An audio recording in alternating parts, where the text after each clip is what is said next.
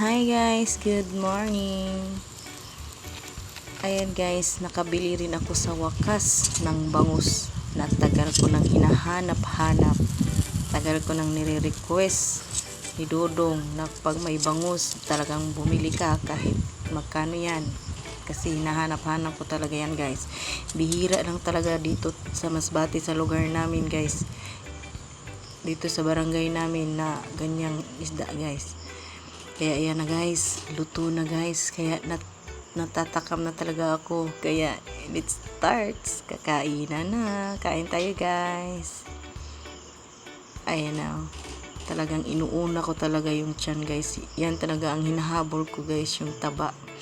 Yung banda sa tiyan. Kung may nagtinda lang talaga na ganyang bangus at puro tiyan na talaga ang binibili ko. Para na talaga akong aswang guys, kasi tiyan lang hinahanap ko yung taba ba, yung taba. Napasarap talagang kain ko niyan guys. Sa araw na yan, start ng araw na yan guys, agoy, naparami ang kain ko.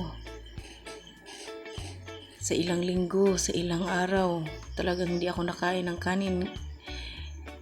Yan, yung naulam ko na yan na bangus na yan. Hala. Naparami ang kain ko guys. My God. Ayan, muntik na talaga maubos. Muntik na namin makalimutan si Dodong na mayroon pa palang hindi nakakain.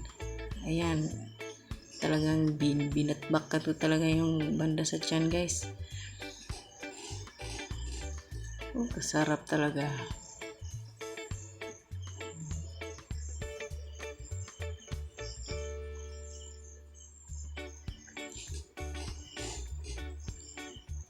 Talagang hindi ko na talaga inaano yan guys.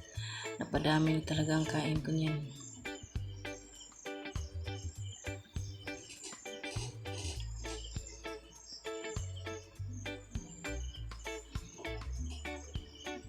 Kahit mahilig yan sa dagat si Dodong guys, hindi talaga ako nakain sa mga kuha niya. Kahit piniprito pa yan, kahit anong luto, lalo na sa sabaw. Ayaw ko talaga guys. Bakit kaya no? Hinahanap-hanap ko yung mga ganyan. Bahala na akong mahal. Basta makabili lang. Hindi naman na madala ang pera sa langit. Kakain lang tayo ng masarap palagi. Habang nabubuhay pa tayo dito sa mundo. Kain lang.